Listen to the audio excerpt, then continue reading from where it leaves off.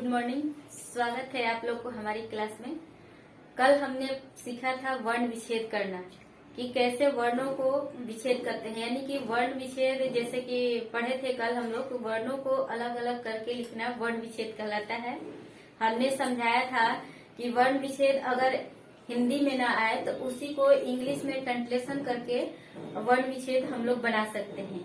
आज हम लोग सीखेंगे कि वर्णों का उच्चारण कैसे करते हैं। कौन सा वर्ण, जैसे क है तो क का उच्चारण क्या होगा, कंठ से होगा कि तालु से होगा कि मुंह से होगा, तो यहाँ पे हम लोग सीखेंगे। तो आइए देखते हैं कि वर्णों का उच्चारण स्थान, यानी कि जो जो वर्ण दिया गया है यहाँ पे, तो उसका उच्चारण हम किससे करेंगे। तो जैसे दिया हुआ है क, ख, ग, घ, अ और ह, इस सब का उच्चारण कंठ से होता है। जितना इसमें इस लाइन में जितना भी दिया हुआ है क, ख, ग, घ, फिर अ, फिर अ और ह, सबका उच्चारण कंठ से होता है। अब आते हैं तालु। तालु से किस किस वर्ण का उच्चारण होता है। च, छ, ज, झ, य, तलावी स, छोटी ई और बड़ी ई का उच्चारण होता है तालु से। मूर्धा से ट, ठ, ड, ढ, री, मूर्धनी स और र का उच्चारण होता है मूर्धा लिखा हुआ है, इसका मतलब मुंह, ठीक ना। इसका मतलब क्या हो जाएगा, मुंह। मुंह कहिए, मुख कहिए या मूर्धा कहिए। अब यहाँ पे देखेंगे कि एक दिन आप लोग को बताए थे पिछले क्लास में कि ड और ढ के नीचे अगर हम बिंदु लिख देते हैं तो इसको कौन सा व्यंजन वर्ण कहेंगे, याद है। इसको हम लोग कहेंगे अतिरिक्त व्यंजन। अतिरिक्त व्यंजन कहते हैं या उक्षिप्त व्यंजन।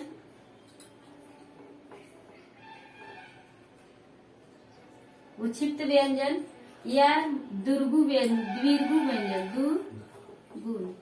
द्विगुण व्यंजन। तीन नामों से इसको जाना जाता है, अड़ और ध को।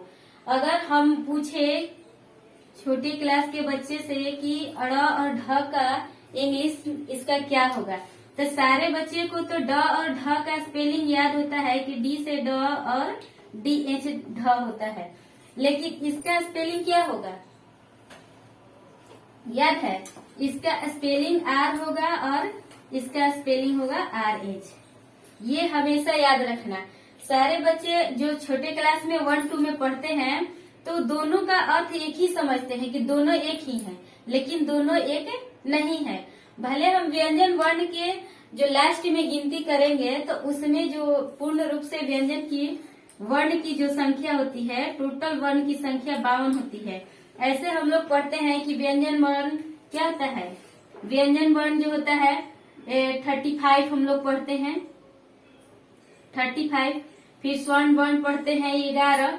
तो इस तरह से मतलब सबको जोड़ करके संयुक्त व्यंजन हो जाएगा 4, फिर उक्षिप्त व्यंजन हो जाएगा 2। इसी तरह से सारे व्यंजनों की संख्या मिला करके टोटल वर्णों की संख्या 52 हो जाती है। और अगर हम उच्च क्लास में जाएंगे इंटर में, तो फिर कुछ दिन के बाद आप इंटर क्लास में जाएंगे तो फिर 56 पढ़ेंगे। मतलब कि इस तरह से वर्णों की संख्या होती है। इतना समझ में आ गया। अब देखिए, इसके बाद दिया है दांत। दंत यानी कि दांत। तो दांत से हम लोग के किस किस वर्ण का उच्चारण करेंगे, जैसे क्री, त, थ, द, ध, मूर्धनी स और ल। देखिए इस सब का उच्चारण दंत से होता है। जैसे आप लोग उच्चारण करके खुद से देख सकते हैं कि जब हम त का उच्चारण करें और हम सोचे कि मेरा जीभ जो है दांत में न सटे, ऐसा हो नहीं सकता है। उच्चारण करके खुद से देखिए त, ठीक ना। उसी तरह से आता है ओष्ठ। ओष्ठ यानी क्या होता है, ओठ, ठीक ना। ओठ, प, फ, ब, भ, म और छोटी ऊ और बड़ी ऊ, या हर्षों को हो या दीर्घों को हो। तो इसको भी आप लोग उच्चारण करके देख सकते हैं कि प, फ, ब, भ का उच्चारण करे और मेरा ओठ जो है एक दूसरे से टच ना करे, ऐसा हो ही नहीं सकता है। खुद से उच्चारण करके आप लोग देख सकते हैं। अब आता है नासिका वर्ण। जैसे इतना बताया आप लोगों को, कंठ, तालु, मूर्धा, दंत और ओष्ठ, इतना बताया। इस सब में से देखिए पांचवा वर्ण हम नहीं लिखे हैं, तो वही सारे पांचवा वर्ण क्या हो जाएगा, नासिका वर्ण।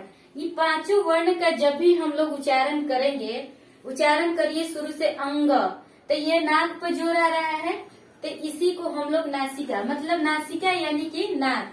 जितने भी ये 6 वर्ण लिखे हैं, सबका उच्चारण करते समय हमें नाक पे जोर देना पड़ेगा, तभी शुद्ध उच्चारण होगा। जैसे बोलिए ञ, नाक पे जोर जा रहा है। अड़, इसको अड़ को हम लोग वर्गी न भी पढ़ते हैं। फिर अंग, अंग कहिए, फिर इस नाक पे जोर जा रहा है। तो ये सारे पांचों जो कवर्ग, कवर्ग यानी कि यहाँ से यहाँ तक, कवर्ग, चवर्ग, टवर्ग, पवर्ग, ये पांचों का जो पांचवा वर्ण होता है वो सारा क्या हो जाएगा, नासिका वर्ण हो जाएगा, यानी कि पांचवा वर्ण। अब देखिए ए आ दोनों है, तो इसका उच्चारण करते समय कंठ और तालु दोनों पर जोर दिया जाता है। खुद से उच्चारण कीजिए और फीलिंग कीजिए, उसको महसूस कीजिए।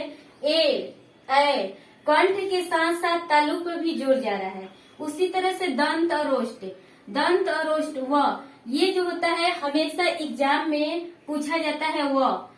व का एक उच्चारण वह ही है जो दांत और ओष्ठ दोनों से उच्चारण किया जाता है, व का। तो ये हमेशा याद रखना, एग्जाम में इसको ज्यादातर पूछा जाता है। अब देखिए ओष्ठ प्लस कंठ, मतलब कि कंठ और ओठ दोनों को मिला करके ओ और औ का उच्चारण किया जाता है। ये छोटे बच्चे के लिए है, या छोटे बच्चे के लिए तो इतना ही याद किया जाता है, कवर्ग, चवर्ग, टवर्ग, तवर्ग, पवर्ग, बस इतना ही। और फिर उच्च क्लास के बच्चे के लिए यहाँ पे हम क्या है, इसका ट्रिक लिखे हैं। जो बच्चे इस तरह से नहीं याद कर पाए, इसी ट्रिक को याद करके हम लोग इधर लिख लेंगे। जैसे याद करने का सबसे आसान तरीका है कि क ख ग घ के बाद सारे बच्चों को याद है कि क के बाद च छ ज जाएगा, फिर ट ठ ड ढाएगा, फिर त थ द ढाएगा, फिर प फ ब आएगा। तो उसी को हम लोग फीलिंग करेंगे, सोचेंगे कि सबसे पहले आवाज आई मेरा कंठ, तो इसको याद करेंगे कंठ से क ख ग, फिर आवाज आई तालु, फिर मूर्धा, फिर दंत, फिर बाद में ओष्ठ, सबसे लास्ट में। तो जब कंठ और तालु याद कर लेंगे, कंठ तालु, यहाँ से अपने मुख से फीलिंग करोगे और पांचों वर्ण याद कर लोगे। ये 5, 6, 7 तक यहीं तक याद करना है। उसके बाद 8, 9, 10, 11, 12 तक इस सबको याद करना है। तो छोटे बच्चों के, छोटा बच्चा इतना भी याद कर लेगा तो काफी है।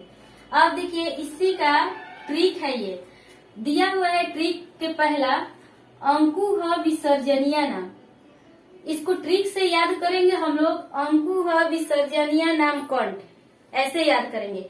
फिर याद करेंगे इचु यसा नाम तालु, इचु यसा नाम तालु। जैसे यहाँ देखिए अंकुह विसर्जनीय नाम, इसको ट्रिक से समझेंगे। इधर अंकुह मतलब आया ना इसमें, कु मतलब कि हो गया आपका कवर्ग, कवर्ग मतलब समझ रहे हैं, क ख ग घ। फिर आया ह, इसमें आया है विसर्जनीय नाम, मतलब कि विसर्ग, ठीक ना।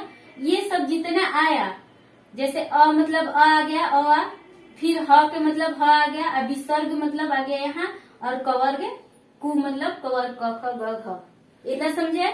फिर इसी तरह से दूसरा में दिया है इचु यसा नाम तालु, तो ई से आ गया आपका दोनों ई, छोटी ई और बड़ी ई दोनों।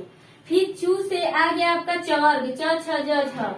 फिर यसा नाम मतलब कि ये तलाबी स और य दोनों आ गया, तलाबी स आया, य आया, तो इसका उच्चारण स्थान तालु। जैसे हम ट्रिक याद करेंगे तो अलग अलग इतना ही नहीं याद करेंगे, सीधे याद करेंगे कि इचु यसा नाम तालु, ठीक ना। फिर याद करेंगे ऋतु रसाना मूर्धा, मूर्धा यानी कि मुंह। फिर क्रीटु रसाना दंत, मतलब कि दोनों को एक साथ याद करेंगे। जैसे मान लीजिए किसी का नाम याद करना है, तो हम लोग याद करते हैं, जैसे आलोक कुमार, तो उसको आलोक कुमार लिख दिए। अब हमको ये मालूम नहीं है को कुमार लिखता है कि सिंह लिखता है, जैसा हमेशा याद करेंगे कि आलोक कुमार ही लिखना है, ठीक है। तो उसमें इसी तरह से यहाँ पे क्या बनाना है आपको, कि मतलब इसके साथ आप टाइटल क्या लगा रहे हैं, ये समझिए कि ये नाम हो गया और ये इसका टाइटल हो गया। किसी का कुमार हो गया, किसी का सिंह हो गया, किसी का प्रभात हो गया, किसी का मतलब कुछ भी टाइटल, तो वो सोचिए कि ये टाइटल लगा हुआ है और ये नाम है, तो दोनों को साथ साथ जब याद करेंगे तो अपनी ये सारा चीज याद होता चला जाएगा। और देखिए उप पद्यानी नाम तोष्ट, तो मतलब उप से हो गया, ये अंग आ गया इसमें, फिर सॉरी इसमें 5 है ना, पफा बफा वाला है, और उप से आ गया आपको छोटी ऊ और बड़ी ऊ, यहाँ तक समझ गए। फिर देखिए य म अड़ न नाम, मतलब कि जितना इसमें है 5वां वर्ण, ये सब क्या है, नासिका से हम लोग मतलब कि नाक से उच्चारण करते हैं। जैसे दिया हुआ है ए दौतो यानी कि कंठ और तालु, तो इसका हम लोग ट्रिक याद करेंगे, ए दौतो कंठ तालु, ठीक ना। इसका नाम हो गया ये, और ये हो गया इसका टाइटल। जैसे मान लीजिए किसी का नाम हो गया कुमार भी हो गया, सिंह भी हो गया, दोनों होता है, तो इसी तरह से इसमें ये दोनों होगा। सेम इसमें तीनों में प्रोसेस वही है। ये दांत ओष्ठ मतलब कि दांत और ओष्ठ दोनों मिला करके ये हो जाता है, तो इसका उच्चारण क्या हो जाएगा, व, इसका उच्चारण क्या हो जाएगा, व। इसमें दिया है औ दैतो, मतलब कि ओष्ठ और कंठ दोनों हुआ। इतना समझ गए। ये सारा चीज आप लोग को ट्रिक से याद कीजिए या मतलब ऐसे याद कीजिए, दोनों आप लोग को याद करना है। तो जो बच्चे ट्रिक से याद करेंगे तो दोनों को साथ साथ याद करेंगे, मतलब कि एक नाम हो गया और एक इसका टाइटल हो गया। तो जैसे आप लोग को बताया कि याद करेंगे कैसे, अंकु ह विसर्जनिया नाम कंठ, इचु यसा नाम तालो, ऋतु रसा नाम मूर्धा, किरीटू लसाना दंत। इस तरह से सारे ट्रिक को आप लोग याद करेंगे, और इसी ट्रिक को इस साइड में लिखे हैं कि इसका मतलब क्या होगा, तो इस तरह से याद कीजिए या इस तरह से याद कीजिए। इतना समझ में आया? तो इस वीडियो में मैं इतना ही बता रही हूँ, फिर अगले वीडियो में बताऊंगी। इसका आप लोग स्क्रीनशॉट ले लीजिए और अपने नोट कॉपी पे, फेयर कॉपी पे लिख लीजिएगा, और हमेशा इस सबको याद रखिएगा। ये मतलब कि व्याकरण जो होता है प्रतिदिन चेंज करने वाला नहीं है। ये एक बार याद हो गया तो समझिए कि हमेशा के लिए याद हो गया। आप ट्रिक के माध्यम से याद करें या ऐसे याद करें। Thank you, have a nice day.